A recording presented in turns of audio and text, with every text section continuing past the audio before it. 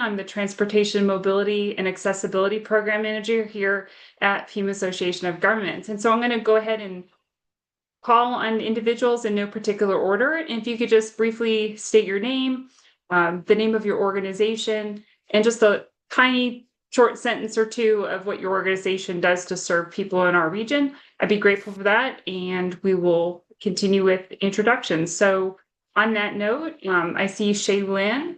So Shaylin, if you could go ahead and introduce yourself. Good morning. Oh, sorry. Good morning. My name is Shaylin. I'm with an agency called Project Amore, and we work with children with special needs and transport them throughout the community. Thank you, Shaylin. Good morning. Appreciate you being here. And then I see Irma. Hello, good morning. My name is Irma Yamas. I work with Hope Incorporated, and we do work with members with behavioral health. Great. Thank you, Irma. Appreciate you being here as well. Good morning. Jessica. Good morning, everyone. I'm Jessica Holzapple. I'm the grant writer for Christian Care Tucson, and we are a senior living provider. Thank you, Jessica. Appreciate you being here as well. Let's see. I see Tony. Good morning, everyone. I'm Tony Bruno. I'm with Valley Assistance Services. We cover approximately 2,700 square miles of rural Pima County, including Sahuarita and Green Valley, to do medical, non-emergency medical transportation. And we are expanding our transportation program. And with me, I have Susan, who is our volunteer coordinator, and I have Lorraine, who is our accounts payable person, just learning what we do and how to do invoicing and all that kind of stuff. So thank you. Great. Well, thank you. Thank you, both of you, for being here, and good morning. I see Meg. Good morning, everyone. I'm Meg Knight. I'm a grant writer with the Tucson Jewish Community Center. The JCC serves adults with developmental disabilities and intellectual disabilities. And we use our 5310 vehicles to get our participants out in the community as much as possible. Thank you, Meg. I appreciate you being here as well. And then I see Roy.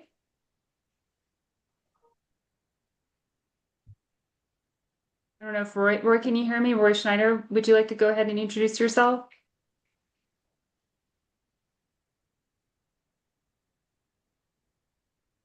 I'm going to come back to Roy because I'm not sure if he can hear me or not, or if his mic's not working at the moment. So I will circle back to Roy, but nonetheless, good morning, Roy. We're glad you're here. So April. Hi, I'm April Eddy. I'm the Development Director for Savvy Services for the Blind. We're a nonprofit in Tucson that provides alternative blindness skills to seniors that are blind and low vision throughout Pima County. Thank you, April. Appreciate you being here as well. Carl? Yeah, hi, I'm Carl. I'm with Oro Valley Transit. We're a paratransit company that serves the residents of Oro Valley. Great. Thank you, Carl. Appreciate you being here as well. Good morning. All right, let's see who else is joining us today on the call.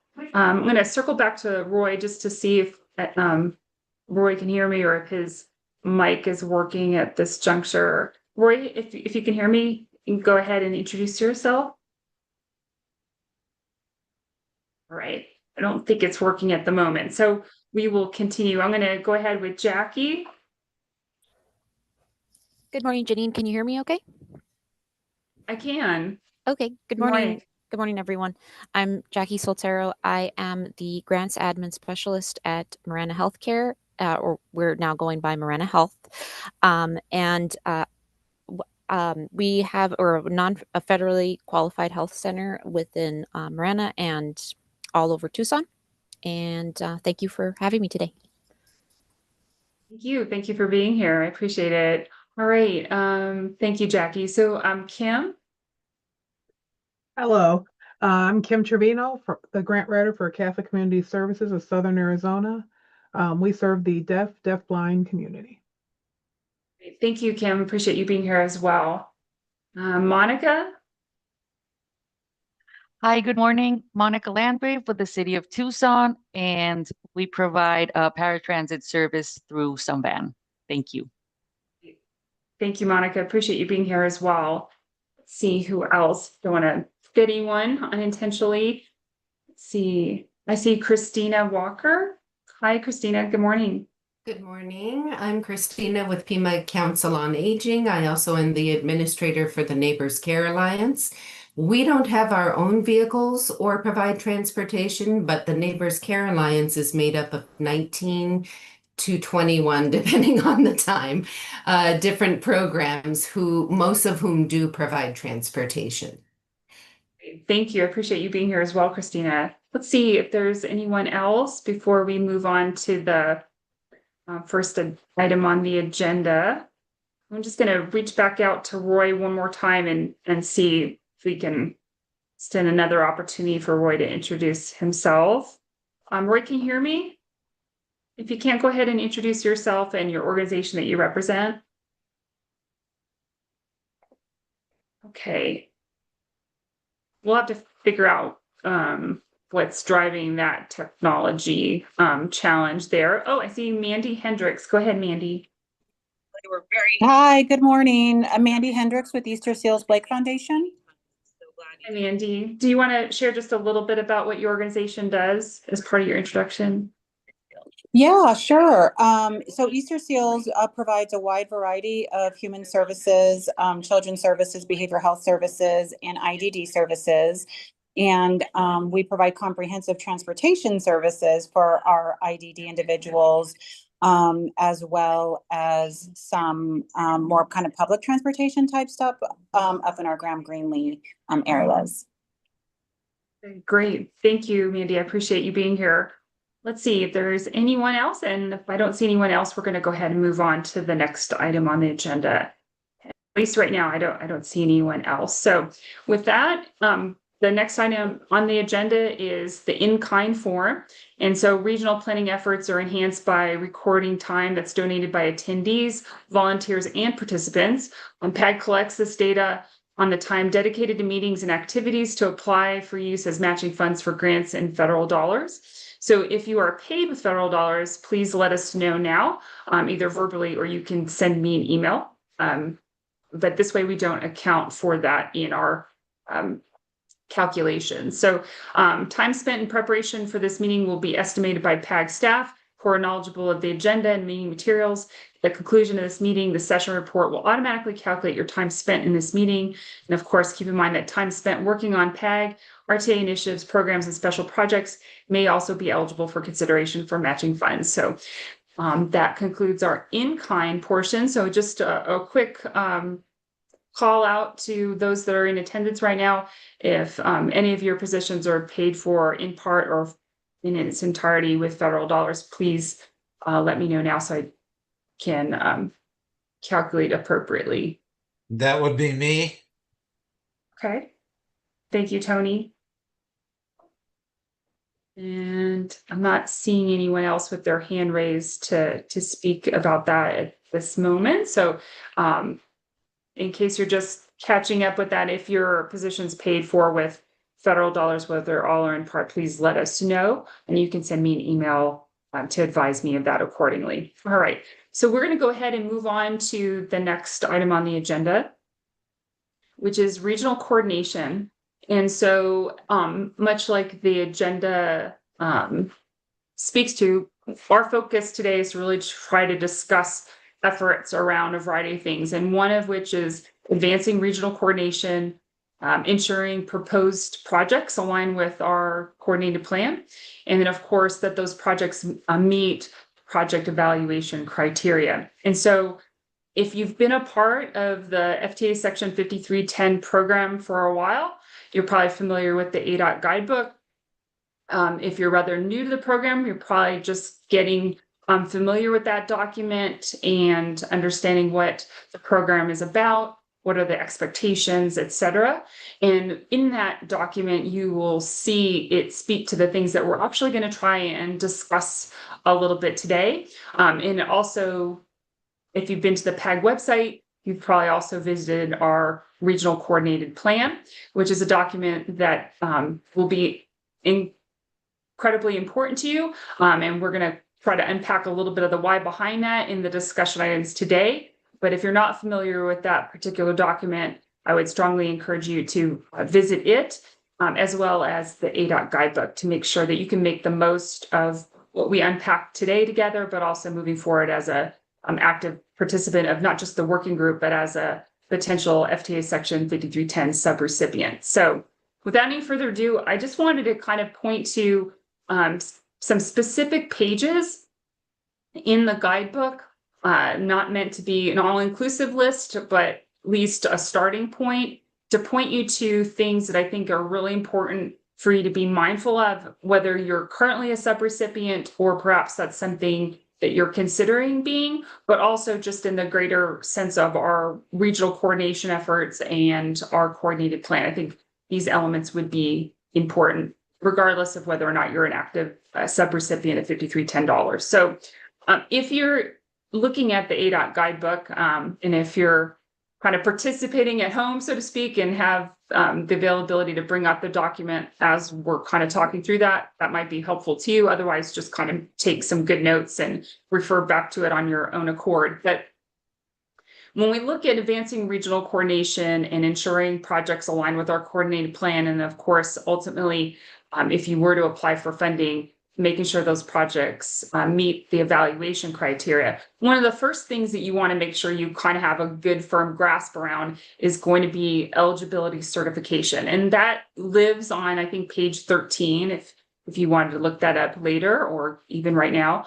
But one of the elements, because I'm not going to read the whole book to you, but one of the elements that is on that particular page is about regional coordination planning identification. And it does talk about how it requires that eligible 5310 projects are essentially determined at a regional level. They're prioritized according to the coordinated plan's goals and objectives.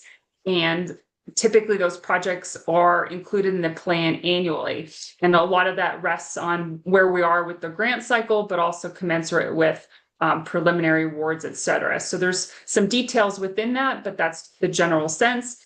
And then, of course, regions are required to ensure that there's no duplication of services among eligible agencies who are providing what we call Section 5310 services. So I encourage you to make sure that you're aware of those pieces and make sure that you understand the importance of how any potential project needs to align not only with the coordinated plan, but its goals, objectives, and its outlined priorities. So just always be cognizant of that. I know we just kind of closed out a grant cycle. Preliminary awards were announced not too long ago.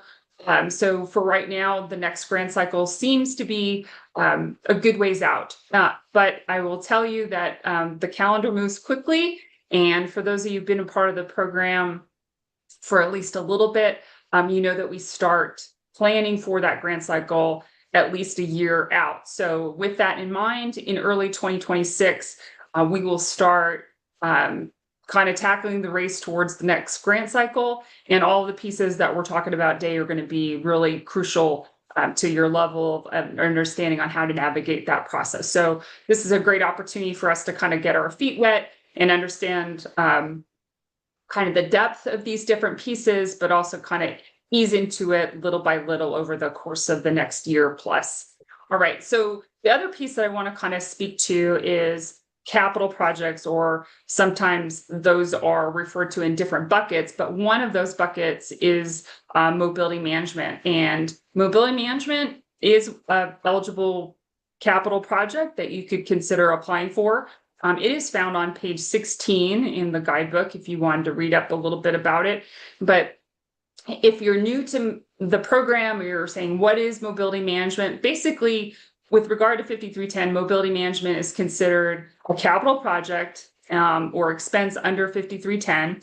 And mobility management projects essentially consist of different types of activities that are intended to build coordination among existing public and private transportation providers with the result of expanding the availability of service. And I will note that it does state in the guidebook that projects which support the coordination of transportation services, meaning public or otherwise, is a top priority for ADOT under the 5310 program. And so, at least at this juncture, if you've made note of nothing else, I would encourage you to make note of that particular line item, because it will kind of help shape your thoughts and your considerations around what projects you might intend to apply for in the future, and just really being intentional around those particular efforts. So the next part I wanted to kind of speak to in terms of how it plays into coordination and projects aligning with the coordinated plan is a vehicle use. And if you're looking for a page number for that, I believe it's on pages 15 and 16 of the ADOT guidebook. But the first thing that most people are familiar with is that the vehicles are to be used first for any program-related needs that are commensurate with the actual 5310 award. So whatever you put in your application and you outlined as your kind of your scope of work, the use of the vehicle has to be directly tied to those efforts and that type of work. Although there also is the opportunity to then meet other federal programs or project needs, providing that those uses do not interfere with the project activities originally funded. So there is some opportunities in that space, in terms of that definition, for us to see how we can use vehicles in new ways to advance regional coordination, and then also to help shape any future proposed projects when you go to apply for funding for those. Because if you can speak to how first the vehicle would be used in one capacity, but also used to advance regional coordination, I think that is worth noting and spending some time around. So just as a reminder, if you are awarded a vehicle, since we're talking about vehicles, subrecipients are encouraged to the extent feasible to also provide service to seniors and people with disabilities that are not affiliated with their agency. So for some of the organizations on this call day, you might refer to them as clients, you might refer to them as members, but if those persons are not affiliated with your agency, they are encouraged to be a part of the services that you provide. So I'll kind of restate that again. So if you're a subrecipient of 5310 funding, you are encouraged to the extent feasible to also provide service to seniors and people with disabilities who are not affiliated with your agency, as well as to the general public on an incidental basis. And so if you need to clarify what is meant by incidental basis, you can reach out to me one-on-one so we have the appropriate context. And of course, we can talk through that with ADOT to ensure we have appropriate understanding, and then you would know what the path forward might look like. So on an incidental basis, if such service does not interfere with the transportation services for seniors and people with disabilities. So you don't want a kind of a conflict of interest, if you will, in terms of the intent behind the service that you're providing with those vehicles under incidental use. So what I will also note is it does say that even in situations where it's not necessarily feasible for the agency to provide services to those in the community beyond your own clients or members, your agency must, and they use the word must, when practical, make the vehicle itself available to provide transportation service to other seniors and people with disabilities times the agency is not using the vehicle for the award related purposes. So I would make a special note of that statement that's in the guidebook, in making sure that not only you're upholding to that standard, but also in your future planning efforts, you're looking at ways to uphold that standard. And then of course, if you have questions or concerns about that, feel free to reach out to me one-on-one and we can navigate it as appropriately with ADOT, just to make sure that you're in good standing with those types of requirements. Okay. All right. So the next element I wanted to talk about briefly is operating. And so when we talk about operating costs, or projects rather, it's just really important to understand that any operating project must be for public transportation services that address the mobility needs of seniors and individuals with disabilities when public transportation is either insufficient, inappropriate, unavailable, and there's the operative word, and, right, meet at least one of the following purposes. So if you're looking into the future and you're thinking about how can I ensure my project aligns with project evaluation criteria, how can I show alignment with the coordinated plan, these are going to be some key pieces for you to be considering. So I'm going to kind of restate that again, that it must meet at least one of the following purposes. And one is to exceed the minimum requirements of the ADA. Second is to improve access to fixed route service and decrease reliance by individuals with disabilities on complementary ADA paratransit service. And thirdly, provide alternatives to public transportation that assist seniors and individuals with disabilities with transportation. So just be very mindful that it has to meet at least one of those following purposes to be considered an eligible project known as operating.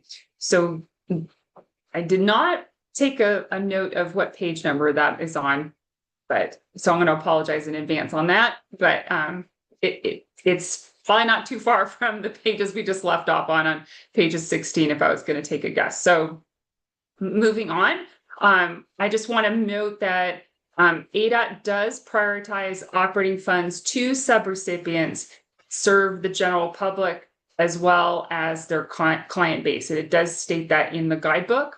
Another reminder is that there's no federal requirement to spend any program funds on operating projects, but there is a maximum of 35% of the formula apportionment that can be awarded for operating. And of course, if there are any exceptions to that rule, those would be noted in the NOFA. So these are all things that are going to be really important for you to be mindful of when you're looking at how your project meets evaluation criteria, and then where does it intersect or create a nexus with elements in the coordinated plan. And then looking for opportunities, of course, to advance regional coordination. Because if you notice the theme, there is great emphasis on advancing regional coordination. So the last element, I believe, that I want to talk about for this is what we would call capital equipment or preventive maintenance. And I think this lives on page 14. So for capital equipment and maintenance, a lot of people are very familiar with the preventive maintenance side of this element, but perhaps are less familiar with how agencies can apply for software, hardware, certain types of computers, AVLs, et cetera, to support a single agency's need. And some of it lives within coordinating dispatch, scheduling efforts, et cetera. But there are some restrictions, so you need to make sure you understand what the restrictions are. And then there's also sometimes some other requirements, such as connections to the statewide ITS architecture plan, depending on what the project is. So if that's something you're thinking about potentially applying for under kind of other capital, this is a project category that takes perhaps a little bit more planning and a lot more intentionality in terms of making sure you ask the right questions and approvals from ADOT well in advance so that you can make sure you have everything in order to submit your proposed project. So just a little reminder on that. And then if we just want to do a quick recap, so to speak, of preventive maintenance for those that are already familiar with it, I will share that. But for those that might not be familiar with preventive maintenance dollars, the FTA's definition of preventive maintenance is essentially all maintenance costs related to vehicles and non-vehicles, right? And then just be mindful that specifically it is defined as all the activities, supplies, materials, labor, services, and associated costs required to essentially preserve or extend the functionality and serviceability of the asset in a cost-effective manner. And then, of course, that's up to and including the current state of maintaining that particular asset. So things to keep in mind, I strongly encourage you to look at those elements in the guidebook so that you have an appropriate understanding of the scope of that particular type of project, because it'll be important to plan appropriately, to be able to refer to it not only as a proposed project in the coordinated plan, but also to show alignment with the goals and objectives of the coordinated plan. And then, of course, if there's any opportunity to advance regional coordination, that you take the costs associated with that and directly apply it to, of course, any kind of preventive maintenance dollars that would tie in with that. So things to keep in mind. For the remainder of this particular topic on our agenda, I do kind of want to just segue to the project evaluation criteria. ADOT does a decent job of outlining some things that you should be mindful of with regard to this. And this is in addition to the scoring criteria or the rubric that is used when applications are scored. But as a good starting point, I think it's really important that you understand what is meant by meeting project evaluation criteria. And so kind of a really good place to start is going to be on pages 27 and 28 of the ADOT guidebook. And just for clarity, we're talking about the fiscal year 25 guidebook that ADOT has published. Any previous year, you need to not read those because they're no longer, current or valid. You want to use the most current. So under that section, it's on pages 27 and 28. You want to understand that there's essentially like 3 subcategories, if you will, that are part of the evaluation criteria. And the first would be project management. The second would be coordination. And the third would be project specific criteria. And so again, you'll notice the theme there, right? About the coordination, being very specific about the particular project. And then of course, project management. So what I want to make sure that people understand is that if you're looking at each of the categories, those being project management, coordination, and the project specific criteria, they each hold like a percentage weight, and those weighted percentages are combined to determine, a total application project score, and it usually equals 100%, right? So there's some subcategories that are in there, and that's beyond the scope of what's on our agenda today. But what you need to pay attention to is that in the guidebook, it says, in addition, some of the selection criteria include standards that must, and it uses the word must be met for continued funding. Okay, so it says if these criteria categories are only partially met, meaning in one part of the region but not others, or but an applicant is showing reasonable progress, sometimes there could be justification made for why funding should be continued. So all that type of information is considered on a case-by-case basis. But if you really want to have a good sense of, okay, well, what are the things that make up these 3 categories, and how can I be really intentional about making sure that I'm meeting those standards or showing progress with regard to those standards, this is a great set of pages to really get familiar with. And those pages, again, are pages 27 and 28. So I am not going to read all of the elements that are on these 2 pages, but I am going to give you kind of a quick cursory view of it. So under project management, if you can remember nothing else, it is essentially everything that you said in your Exhibit A in terms of your scope of work requirements and all the compliance elements that you essentially agreed to when you agreed to receiving that award, right? So that includes submitting timely reports, making sure they're complete, they're accurate. If you are submitting any kind of reimbursement request,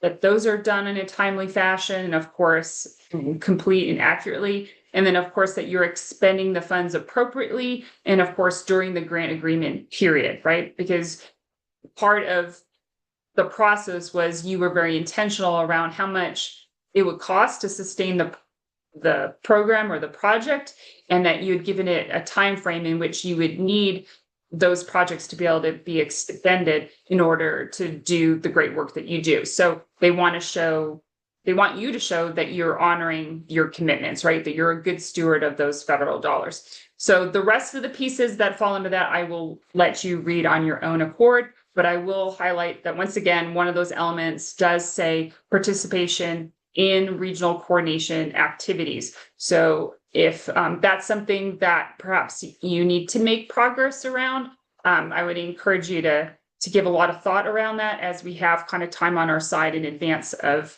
any future grant cycles.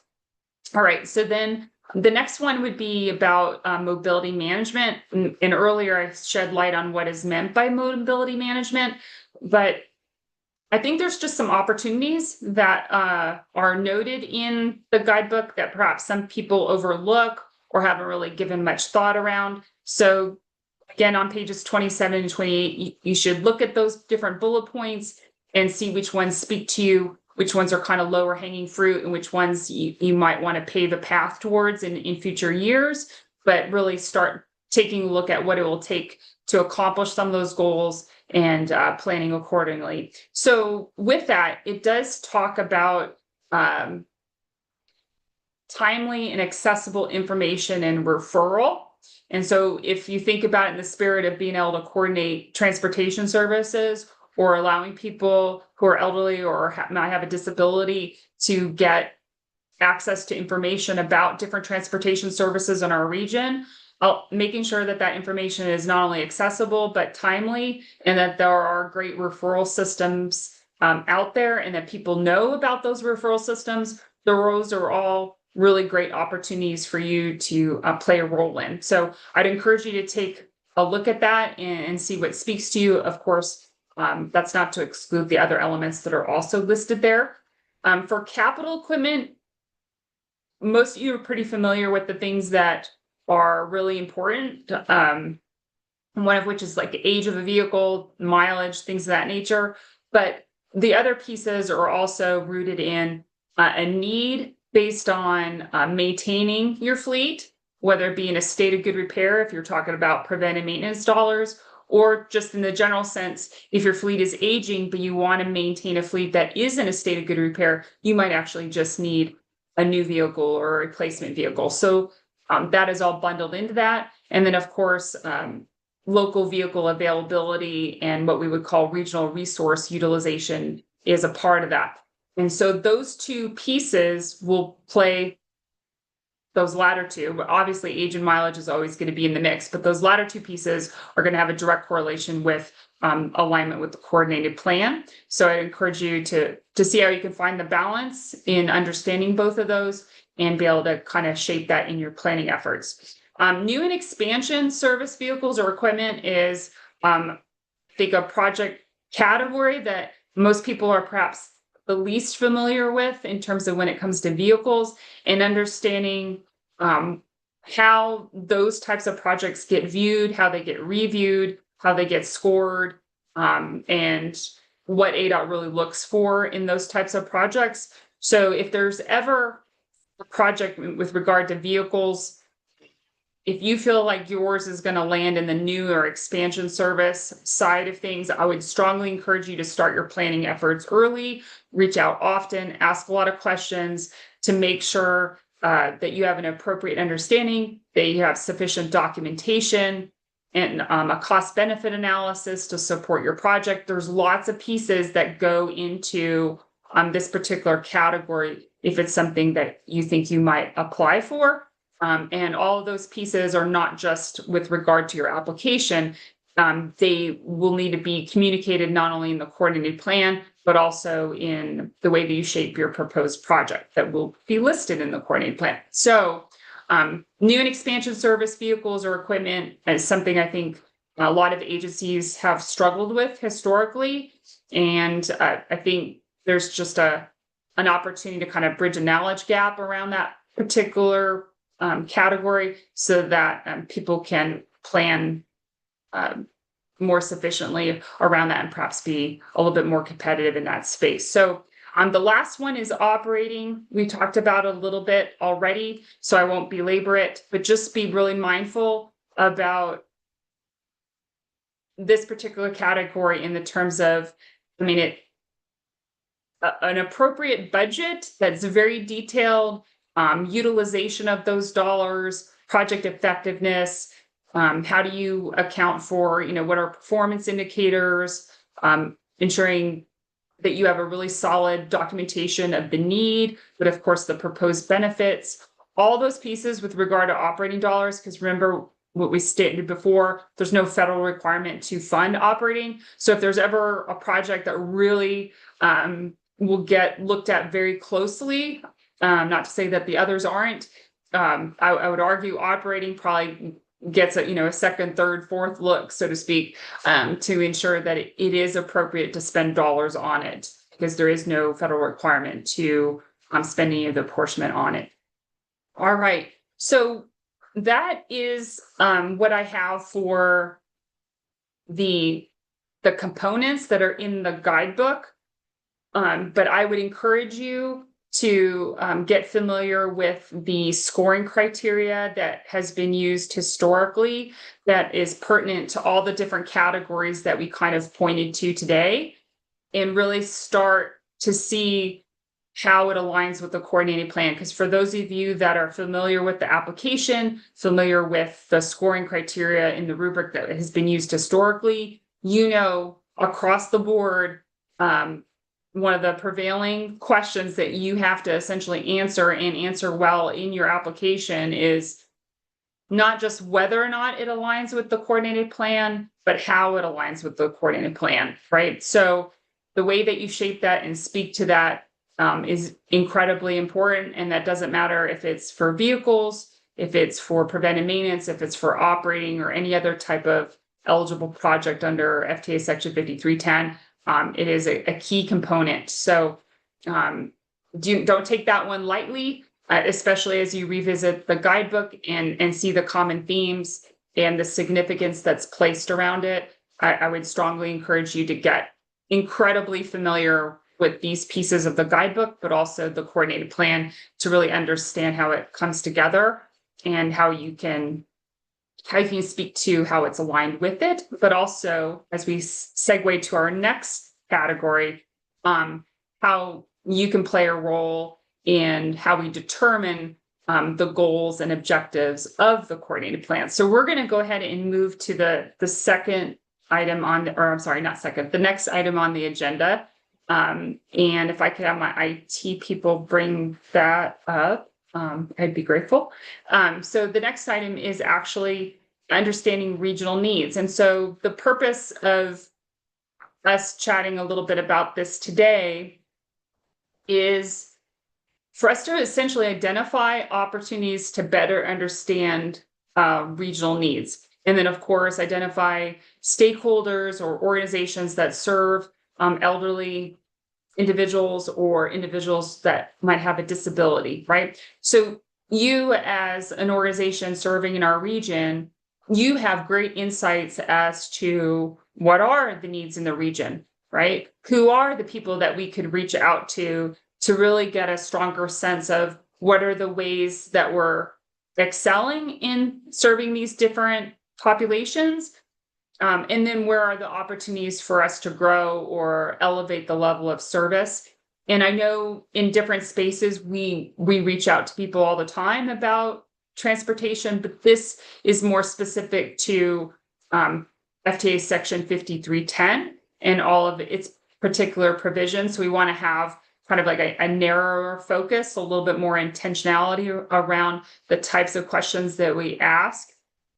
So here's a great opportunity for us as a working group is one, like I said, to understand or figure out ways to better understand those regional needs and really reach out to those stakeholders and organizations that serve, like I said, those that are elderly or any individuals with a disability.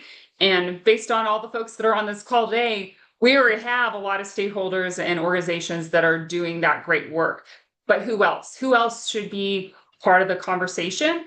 But also, what are the questions that we should be really intentional about asking, or what are the stories, so to speak, that need to be brought to the forefront so that people really have a strong understanding of what those regional needs are?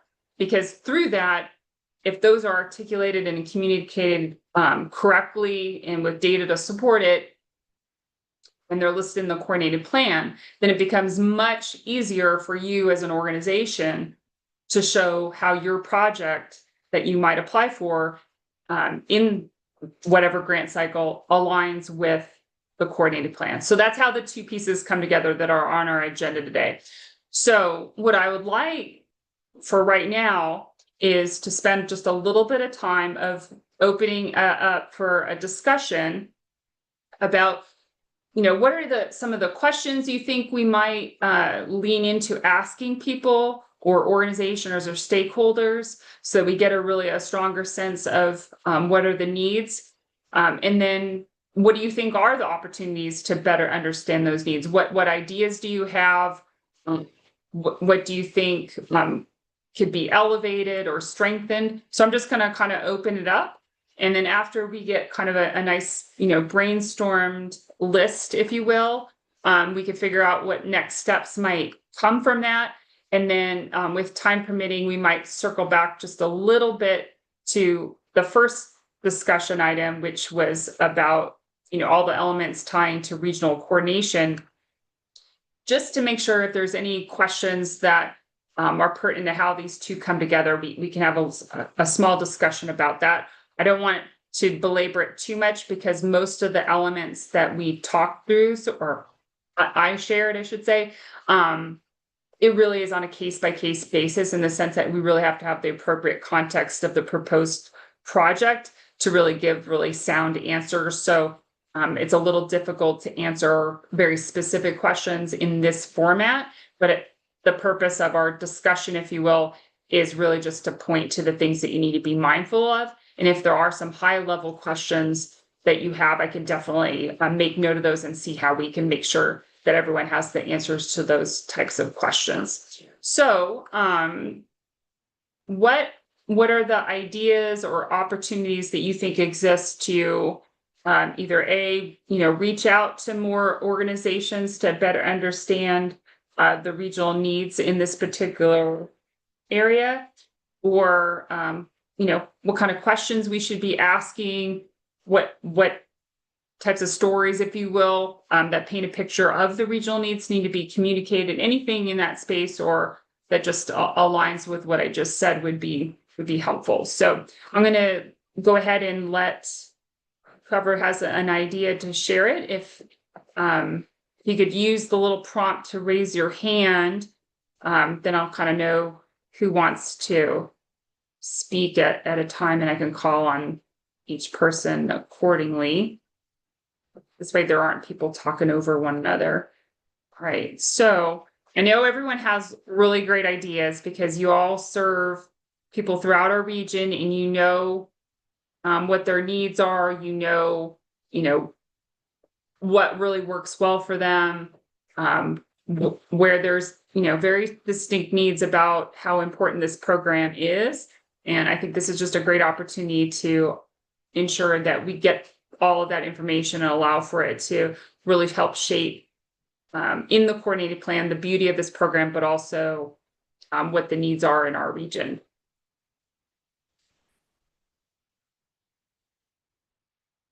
So let's see who has their hand up. Does anyone have any ideas? I know, Tony, you always have ideas, so I might call on you, but I don't like to call on people, but absolutely don't have to because I don't want people to feel like they're put on the spot. But I know, Tony, you usually have really good ideas. And I know Christina from PCOA is on the call, and although they're not a subrecipient of 5310 funds, their Neighbors Care Alliance programs, which are all volunteer driven, and they have a lot of volunteer driver programs that serve providing transportation to a variety of people.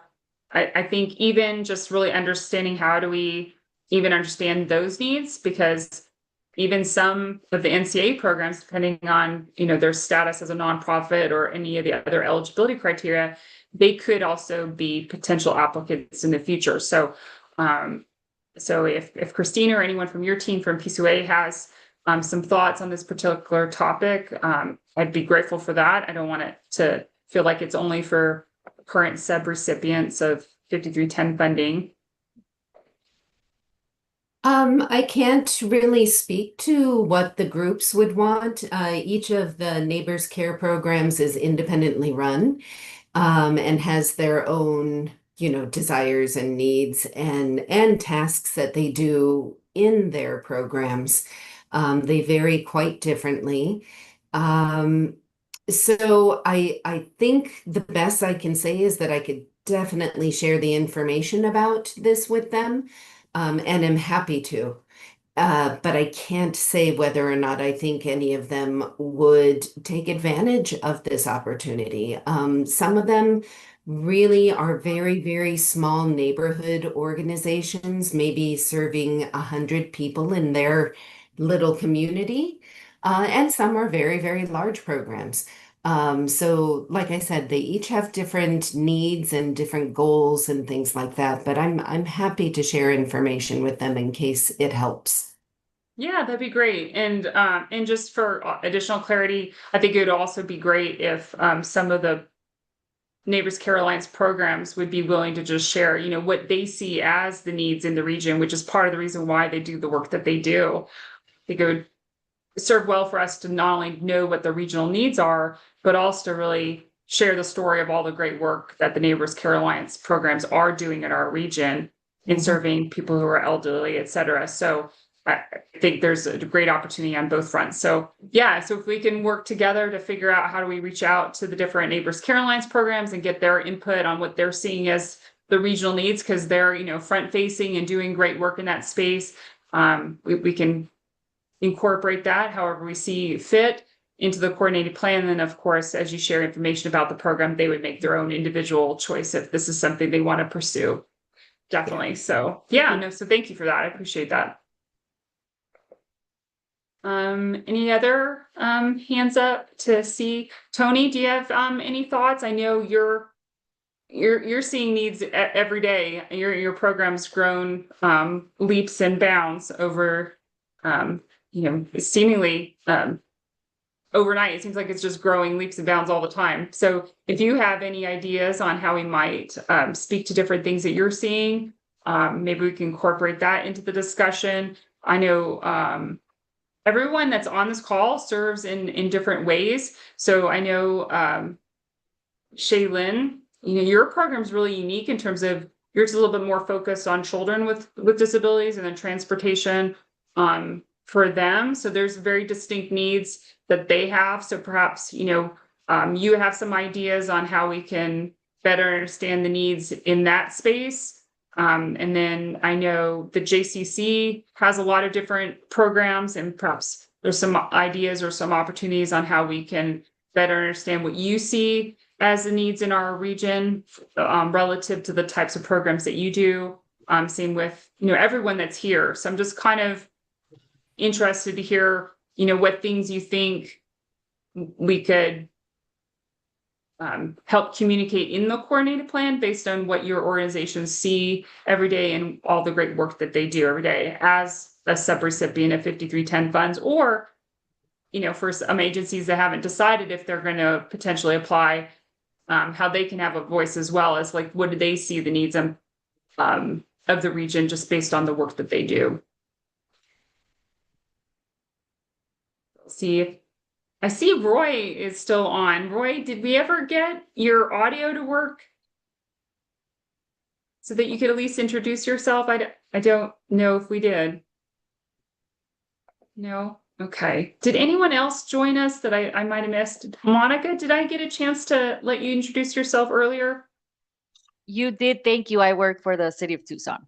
Okay, I did. All right. I just wanted to make sure. And then I think there's one other person. Is it Vili? I'm not sure I'm pronouncing it correctly. Hi, my name is Vili Alba. I'm with Fellowship Square. Oh, hi. Nice that you could join us. I'm sorry if I missed you earlier when Jessica was introducing herself. So Oh, that's if I okay. missed you, I totally apologize. That's okay. Yep. I'm All happy right. to be here. All right. Thank you. And then I see Stephanie. I don't know that I had a chance to have you introduce yourself. From the city of Tucson, I think. Yep, I'm Stephanie Ramirez. I am the dispatch and scheduling manager over at Sunvan. Great, thank you, Stephanie. So for those that might have joined midstream and I didn't get a chance to introduce you earlier, I apologize for that, but I'm glad we were able to do that. So I'm just still trying to see what are the opportunities that you as an agency see as an opportunity for us to shed light on the different needs in our region, because you are serving those needs. So you have unique insights as to what the needs are. So I want to make sure that we find ways to incorporate that into the coordinated plan, above and beyond like operational statistics and, you know, all the reporting stuff that you already submit, because that information is great. We have great data, and that will help in its own right. But there's other things that I think that sometimes data alone can't speak to, or we need the data to help strengthen those components. So I want to make sure that we capture both. So if there's things that you really are seeing based on your programs that you think we need to communicate in our coordinated plan, I would be open to your thoughts on that, and feel free to share them, even if they're just like random ideas at this juncture. And then, of course, you know, if there's any specific questions you think we should ask those that we serve about the general experience or what they see as the need. I think there's a variety of different potential touch points. So I'd be grateful for people's opinions or thoughts on that, because this is the Mobility Coordination Working Group, right? So we're supposed to be working on different efforts to elevate not only the level of service in the region through 5310 subrecipients, but also allowing the working group to be a voice to what are the needs in our region pertinent to this program. So it gets included in the coordinated plan, but also help shape what proposed projects and what the goals, objectives, and priorities are in the region. So I want to make sure that everyone has an opportunity to have a voice in that, and you being the experts, so to speak, in our region in this space, I think it's really important to allow for that. So let me see if I'm Janine, I'm missing so anyone. sorry, but I do have to get to another No, you're meeting. good. I am so sorry. That's okay. But hi, everybody. Thanks for everything you do. Hopefully see you soon. All right. Thank you, Christina. Thanks. Bye-bye. Bye-bye. All right. Well, oh, I see Meg has her hand up. Hi, Meg. Hi, I was just wondering, Janine, about the timeline for collecting this information. One of the things that came to mind as you were talking was that, you know, while all of us sort of, you know, for me, at least as a grant writer, I have some idea of what the needs are, and I could always tap my colleagues at the J to better describe those needs. But when we're talking about serving older adults or people with intellectual disabilities or just disabilities in general, their caregivers are very important and can oftentimes speak to what those needs are. And I'm just wondering, you know, we could potentially tap our participants and their caregivers for information, but I wasn't sure what the turnaround, how much time do you have to collect and, you know, for this that's a planning good process? Yeah, that's a good question. I think in the general sense, you know, over the next, you know, 3 to 4 months, I think that's kind of the hope, is to determine what's an appropriate approach. Maybe there's multiple approaches, right? And then figure out, after identifying that approach, what is the timeline? Like, how long would it take to implement that particular approach? And then, you know, just kind of share that with whoever's going to potentially participate in that approach, and then allow it to come to pass, right? So it's all relative to whatever approach we take. But I would say, you know, the next 3 to 4 months is probably in the space that we're looking at. Perhaps a little tighter than that, but I think that's a good ballpark time frame. I don't want to commit to that, you know, because it's all relative to what approach we put in place. But in the spirit of fuzzy math, we can go with 3 to 4 months. Okay, thank you. Yeah. Thank you. All right. I see Tony, and then I want to be respectful of everyone's time, because I think we ran a little bit over, and I know everyone has other priorities in their day. So Tony, I'm going to go ahead and call on you, and then I'm going to move to the last item on the agenda. Okay. I just wanted to bring up the Vail community. Mhm. We know they have some difficulty out there. We've been doing case by case pickups right now, and that's actually increased a little bit, but we're only picking up south of I-10, and there is a whole community north of I-10 that is lacking services. And maybe as a group, we can look at that and maybe coordinate how some of us can expand slightly where we go to better affect or serve that community. All right, great. Thank you, Tony. That's incredibly helpful. I really appreciate you sharing that. So I can definitely start championing a separate conversation around that, see who would like to be a part of that conversation and see what makes sense. So thank you for sharing that. I'm going to go ahead and move to the next item on the agenda, which should be adjournment, unless I'm forgetting something. So yeah, no, item number 5 is adjournment. So thank you for being patient with us. We had a lot to cover. I know we ran over, but thank you for everyone's time. I know it's valuable. And thank you for all you do to serve people in our region, and have a great day. Thank you, everybody. Thank you, Janine. Thank you. Bye, everyone. Have a great day.